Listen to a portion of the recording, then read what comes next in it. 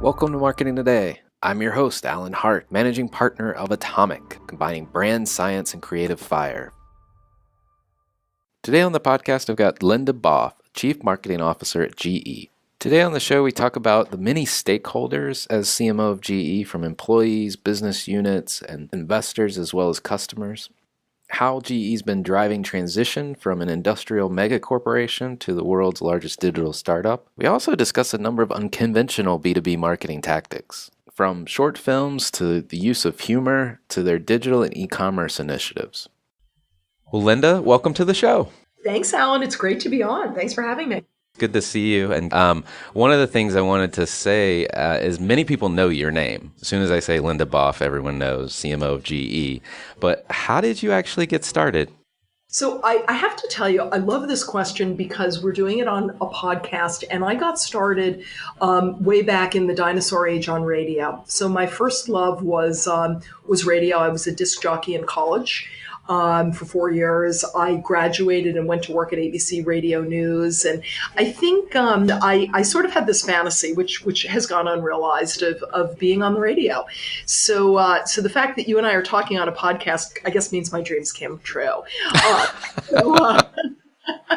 So I started off with radio, but I was a psych major in college. And I think I've always been really fascinated, Alan, by behavior and what motivates people. And I think while there are many, many aspects of marketing, I think that focus on what drives people and sort of what I would now call, I wouldn't have back then, a market-backed approach is kind of what propelled me from the beginning. Interesting. So we actually came cross paths at a CMO Club Summit probably a year or two ago. And one of the things I did notice, and it's interesting that you have a psych degree background, was the intense listening that you had as other CMOs in the groups were talking. I was just blown away by the fact, how intently you were listening to their responses and answers to things. It said a lot about a person when you can just feel that they're absorbing that much information from other people. Really nice. That's really nice. Now I'm going to be particularly conscious of it going forward, but I really do appreciate it. I actually do think it's incredibly important to listen, and to listen to all sides.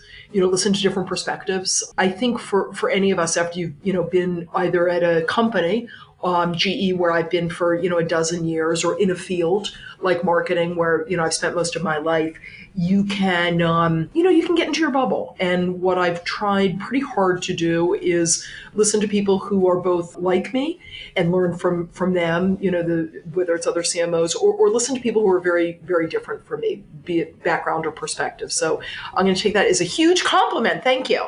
Well, you're welcome. So recently you were named number 5 on the top 50 most innovative CMOs by Business Insider. And I'm sure you've won a lot of awards, but what does winning an award or being nominated to a list mean to somebody like yourself? Aside from being sort of vaguely embarrassing, what I try, I'm proud because I'm proud of our team. And, when I get recognized, what means the most, I think, is it's recognizing the work of a group of people in a body of work. And I love that. I try to remember, there's this expression, you're never as good as you are on your best day and never as bad as you are on your worst. And I think that kind of keeps all of us humble. That and my husband keeps me incredibly humble. So, but I think in the end, it's just a really nice validation for the work that an extremely talented group of people in corporate marketing at GE do. And that makes me feel good. Well, good. So transitioning to talk a little bit about GE, as CMO of GE, you've got a ton of stakeholders, from internal ones like employees or your peers and business unit leaders, to external in terms of recruiting new talent, and obviously investors, and probably even more importantly, customers. How do how do these diverse stakeholders factor into your marketing efforts? Yeah. So, look, I think this is one of the great challenges, but it's also always an opportunity. I think there are certain things about GE and about our brand that are a bit universal, that we want all of our audiences to know. We want all of our audiences to know that we're a company that is deeply rooted in innovation, technology, deeply rooted in R&D, literally going all the way back to 125 years. Our founder Thomas Edison. We want, I think, all of these different audiences to know the GE of today, a GE that's in, really three major industries: health, transportation, and energy. That wasn't the case when I joined, more than a decade ago. Jeff Immelt, our chairman, has really focused the portfolio, and we want them to know about, our journey to be a digital industrial company, which I suspect we'll wind up talking about. However, we need to also be really conscious when we're talking to different stakeholder groups, what their pain points are, what's on their mind, what interests them. I think it's kind of this combination, Ellen, of thinking horizontally as well as thinking vertically about these different audiences. And that's something we're spending a lot of time on. We have, I think, done some quite good content. The team has done some quite good content, and we've taken, if you will, sort of a bit of a content first approach. I think going forward, and this is not just us, I think this is marketers in general, we're trying to be much more audience first, audience centric. So I think as we think about any one of these audiences, potential retail investors are a big part of our portfolio, nearly 40%. We're going to be thinking much more surgically about their different needs. You mentioned that GE's been driving this transition from kind of what I would call an industrial mega corporation to really the world's largest digital startup. I'm curious, one, how's that transition going? And more specifically, maybe the brand efforts around that you lead. Yeah, so I would say we're 5 years into what is a huge transformation for the company into, sort of the world's leading digital industrial company, a company that makes things, manufactures, which we have and obviously will continue to do, but also connects things. And what I mean by that is, how can GE, using data, analytics, and insights, help our customers be more productive, help our customers reduce downtime, which in industry is not something you're looking for. We've built in the last couple of years an operating system for industry called Predix. It's as you would imagine, coming from GE, incredibly secure platform, sort of industrial strength because of the terabytes of data that we store. So, our customers are looking for not just products, not just services, but solutions, and increasingly outcomes. And so we are looking to drive outcomes of productivity, be that for a rail customer or for a hospital or for a power plant. And it is it's huge. It permeates everything we are doing at GE. It permeates the people we hire, and that kind of brings us to the question you asked about the brand campaign. Which a bit of background. I think when we talk about becoming a digital industrial company, we were looking to convey this in a pretty simple way. What does that mean? And so we chose to be fairly self-deprecating. We at GE, I think many people know what we do. Many people know that we manufacture, but a lot of people, certainly a couple of years ago when we were conceiving of the campaign, didn't know we were becoming a software company. So we poked a little fun at ourselves. We had a fictional character named Owen, who is a software developer who got his first job at GE, and his friends and his family are baffled. And it was an opportunity, that bafflement led us to an opportunity for him to explain why in the world he would go to GE. And it was humorous and memorable and engaging. And I'm particularly proud of the fact that it was impactful. While it was not meant to be a recruiting campaign, recruiting was up like eightfold as a result of it. So it was a good, simple way to tell this story that was memorable. So we're proud of the effort. Well, I like the storytelling component and the fact that you can probably target all those stakeholders that we talked about, really trying to challenge their conceptions of what they think GE is. So congrats. It's a great observation. I actually think it hit on all of them. I think because the message was simple and impactful, I think a lot of people could find themselves in it, whether they were considering a job at GE or a partnership with us or hopefully buying our stock. So Owen is a great example of some of the unconventional B2B marketing that I found as I was preparing to for this interview. But I also saw short films and then things that you're doing in digital and e-commerce initiatives. Can you kind of elaborate on a few of those and give us a sense of how they're helping the company? Yeah, sure. So, look, you used the word storytelling before, so I'll use it here. I think, to work at GE and to know GE is to fall in love with GE. And we're a company of 300,000 employees who have deep pride in what we do, and sort of the work we're trying to do has an impact on, kind of creating a better way for the world. And that is very true here. So why am I telling you that? What we try to do very hard in our storytelling is to bring that pride, that humanity, that personality to life, and to be very not very corporate in how we do it.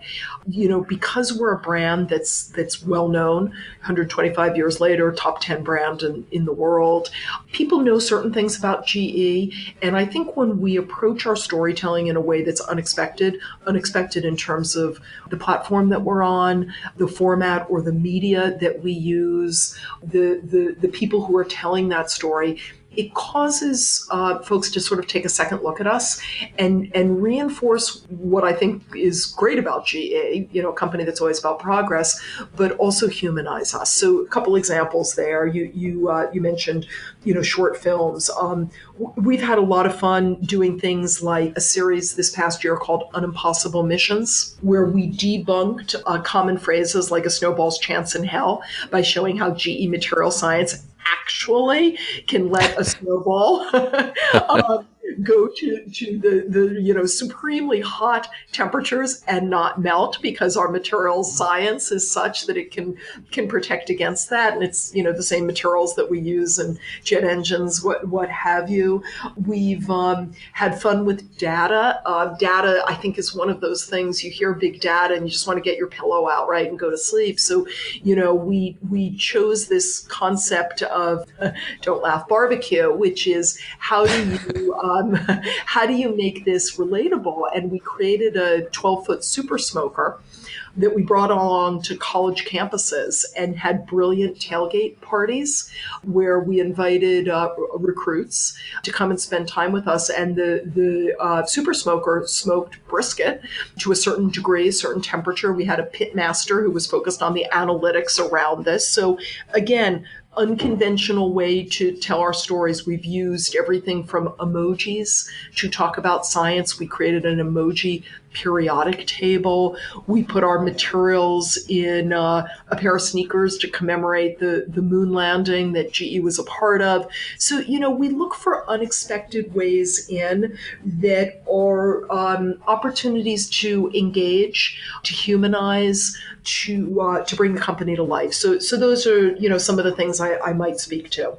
Picking up on two things you said. One is finding GE in unexpected places, whether that's the platforms that you pick or other avenues.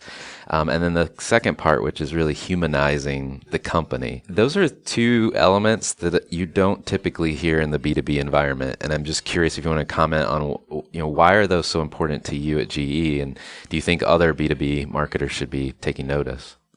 I'm always shocked that other B2B marketers don't think this way. Now, maybe that's because this is how I think, but a colleague of mine here at GE has this great expression, which is business leaders don't log on to a different internet at night.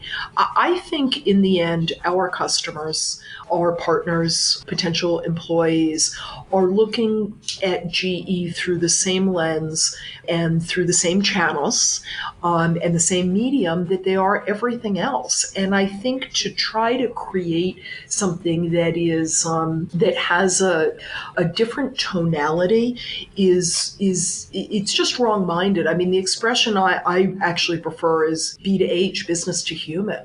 We do business with human beings. And human beings do business with us. As much as I love our company and our brand, nobody calls and says, "Can I speak to GE?" So, it's got to be about humanity. And the funny thing to me is so-called B2B marketers, you're making me use that phrase, which I don't like. We're actually the very first out there in terms of relationship marketing. And somehow I think we've got to just keep that in mind. Right. Well, very good points. Very good points. So, how do you have a framework or kind of guiding principles of how you think about marketing at GE? Maybe even more importantly, how that marketing needs to ultimately contribute to the business results? Yeah. So we've spent a lot of time thinking about this, as you would imagine. And we have a framework. It's a good framework. We call it sort of our growth loop because marketing, in the end, is about driving business growth. It's about driving growth for our brand, for our business, for our share owners. And so it's pretty simple. It's about number one, creating markets. Number two, shaping opportunities. And number three, capturing demand. So let's just maybe take 1 second. I'll break it down a little bit. So creating markets, what are the new markets we should be in? The one that I love, because it goes all the way back to the beginning, is, my colleagues are reinventing the light bulb company, the company that Thomas Edison literally founded, to be a company that's about intelligent environments and connected LEDs. That's about creating a market. Shaping opportunities is looking at what the market needs, looking at available data, figuring out how we can use that to create good solutions. You asked me about commerce before, and I forgot to mention it, so I will now. Right now we're incubating a business around digital commerce for slow-moving inventory for used parts. There's a market need for that. We saw that because we saw our customers going to buy our parts other places. So we thought, well, maybe this is an opportunity for us. And capturing demand, I think, is the the lifeblood of marketers, right? How do we make sure that we're where our customers are looking and supplying the information and services to make it easy to do business with us. So that's a framework we use. I think, some people talk about box one, box two, box three. I think there's similarities, but this one has resonated here, and it's completely tied to your question, to driving results for the company. So, one more question, kind of around how you kind of organize marketing, if you will. You're very distributed. I mean, in all the different business units and sub units within those. How do you manage that? I mean, that's a lot of folks across a lot of different industries or sectors. How does planning happen? Is it bottoms up, top down, a combination of both? And then just yourself as one substantial leader, how do you manage all of that complexity? So I'd say a couple things. We are a hybrid. We are both distributed and in some ways centralized. So what's centralized is corporate marketing, the brand, is something that we really look after here. My team looks after, and the storytelling, a lot of the storytelling, obviously not all of it, the big themes of the company, how we bring to life our chairman and our business leaders' vision of a company that's a digital industrial company, is something that we take the lead on. However, the work that we do is something that comes to life locally and comes to life within each of our businesses. So that, we have amazing CMOs at each of our businesses, health, energy, et cetera, et cetera. And I think of two things that might be useful. One is this idea of freedom in a framework. And I think the framework that we talked about a minute ago, our so-called growth loop, is a framework, but how it's implemented, how it comes to life, is something that absolutely has to be done locally, has to be done regionally, has to be done in business. I will say, though, because I think this is important, and it's something that's kind of a point of pride, is we're gritty. I think maybe it's our manufacturing roots that make us that way, but we're kind of a gritty organization. We're not very large as marketing organizations go. Our entire global corporate marketing team is, 20 people or something. I mean, it's really, really Wow. small. And so we're lean. GE is, this could be its own podcast, which we won't make it, but the ultimate matrix, which means we rely on each other. right? We count on each Right. other to get great work done. So, I'd say it's centralized, it's federated. At different times, it's all of the above. But when we row in one direction, when we launch something like the industrial internet, which we did as a company 5 years ago, and we were about first driving mind share even before there was a market there. Wow, it's powerful. Great. So, what do you think about the job of marketing leader? What's your top job, if you will, both inside and outside the organization? The first word that came to mind, I'm sure it's because of that Steve Jobs movie, is it being an orchestra conductor. I think you've got to be able to have the right people and pieces in place. Otherwise, nothing really works well. But you do need to be able to figure out what to tap when. So that analogy comes to mind almost immediately. I would say that what's really important to me is to be sort of a hunter, a growth hunter, a story hunter, to know to be completely aligned with the priorities of GE, the business priorities, to have your finger on the pulse of what is critical to our company. In this case, it's, as we've talked about a few times, becoming this preeminent digital and industrial brand.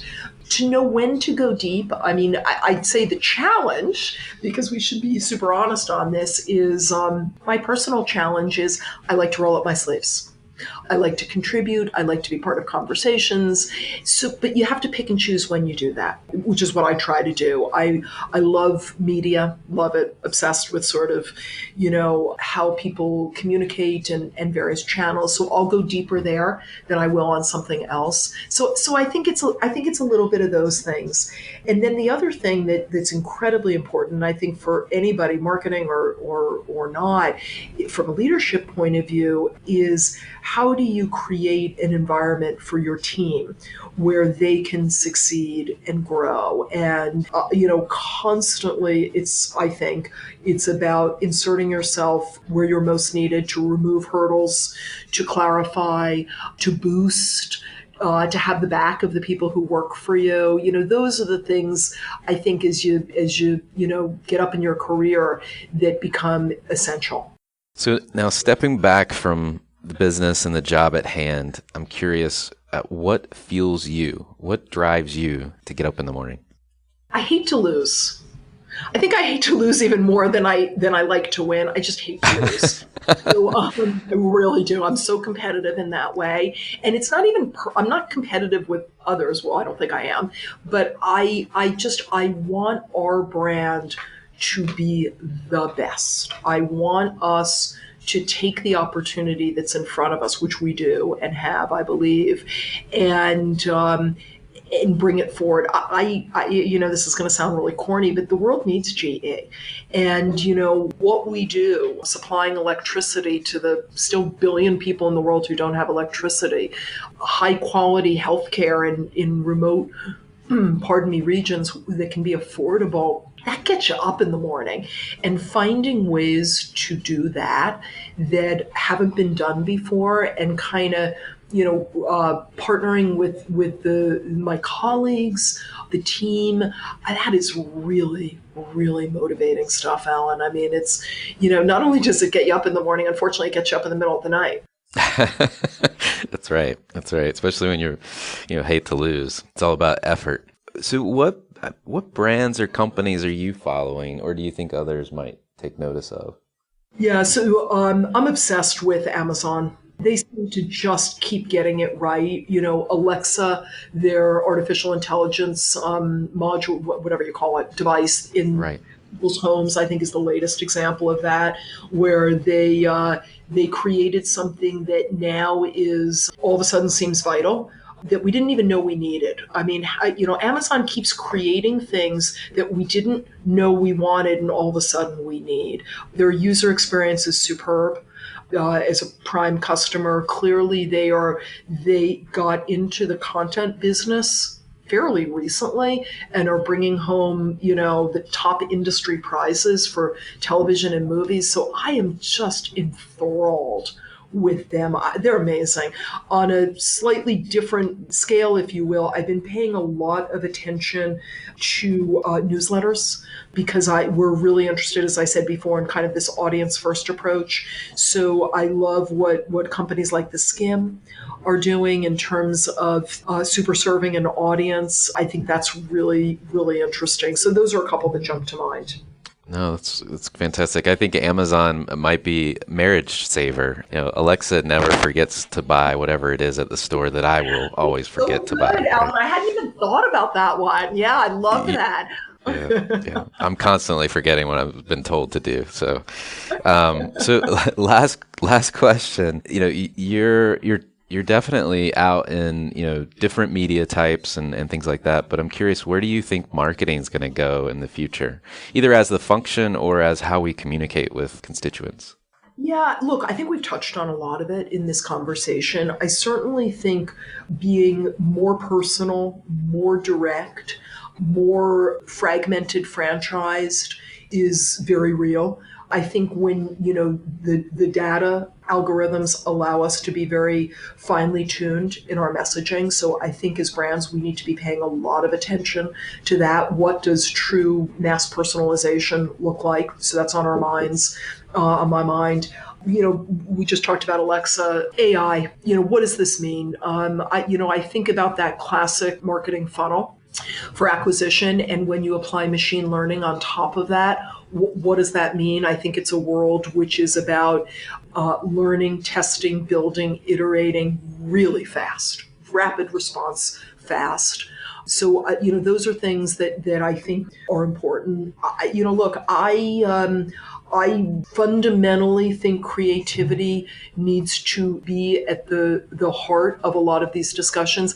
And I'm not talking about creativity as in storyboard creativity. I'm talking about looking at things in new ways, new lenses. I think that's really important. I think the kinds of alliances that we're seeing with digital companies and older media companies, if you will, are interesting to pay attention to. Where's it all gonna kind of shake out? Clearly brands, and GE's one of them, are creating their own content. I don't know where that's going to wind up, but I think finding a way to be, the dreaded word authentic, but as authentic and honest as possible with your audiences and creating that relationship. Those are all things that are important. So I don't know. Those are a couple thoughts. Well, I want to say thank you for coming on the show. Well, Ellen, it's been my pleasure. Thank you.